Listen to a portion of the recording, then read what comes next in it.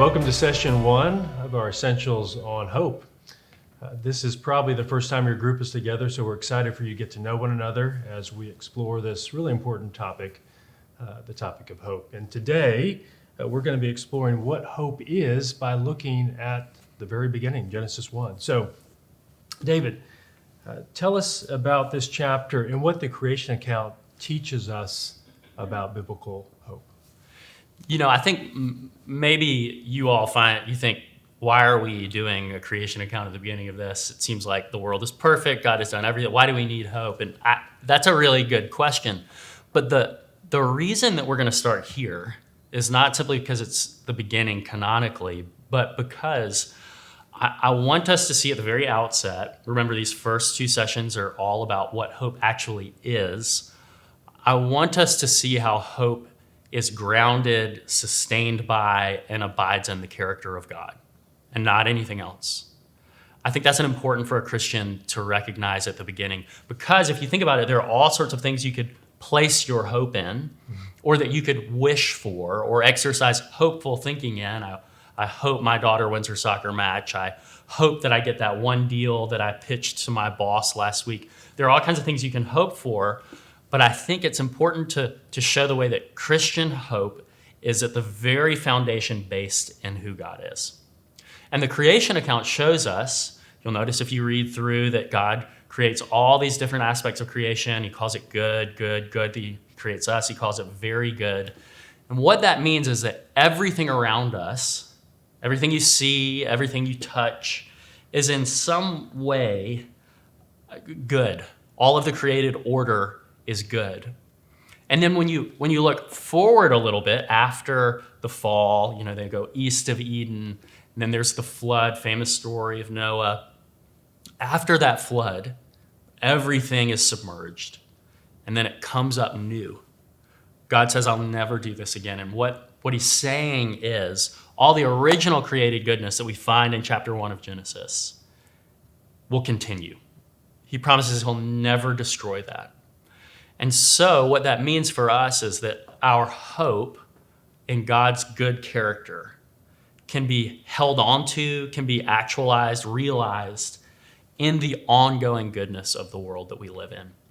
And so even if the fall has a profound effect on all aspects of our life and order, it is still not strong enough to destroy all of it.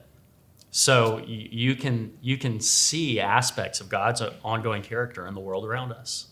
And that means that our hope can be realized, received, even in the world that we see. In other words, hope is about God's ongoing provision, his faithfulness, and his goodness. Okay. Maybe talk to us a little bit about the difference between hoping and trusting.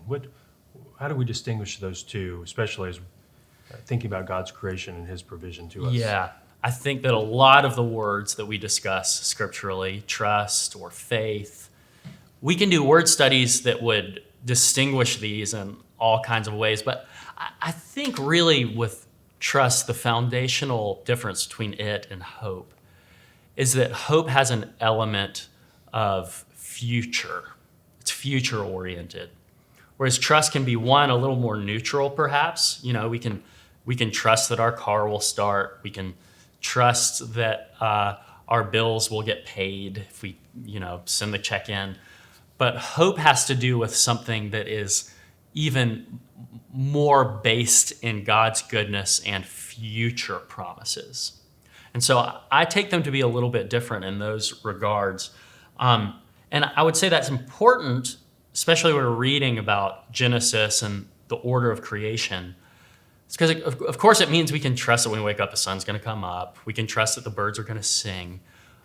But what I think it means to link hope to the creation account is that the future that we have is not just that God would continue to provide for the created order, but there is something profound at the end of all things.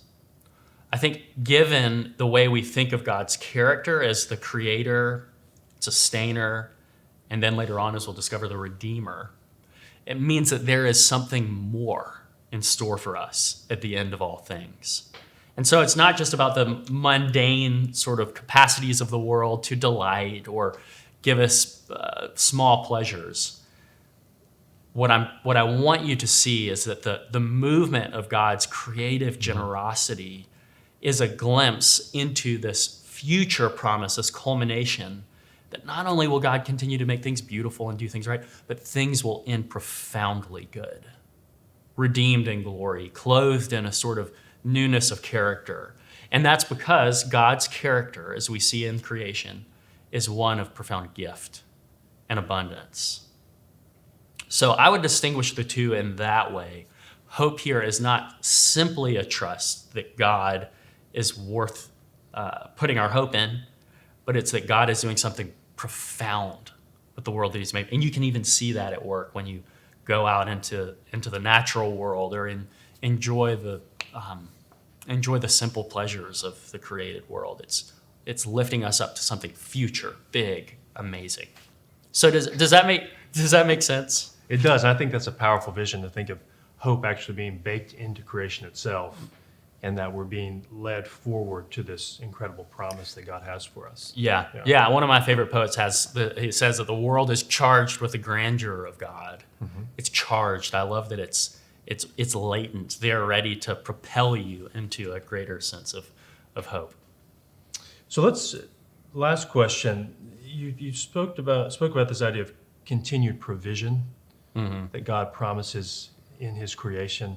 Talk about provision a little bit and how that connects with this idea of hope. Yeah, the continued provision idea, I think, means that God's ongoing faithfulness to us is always available.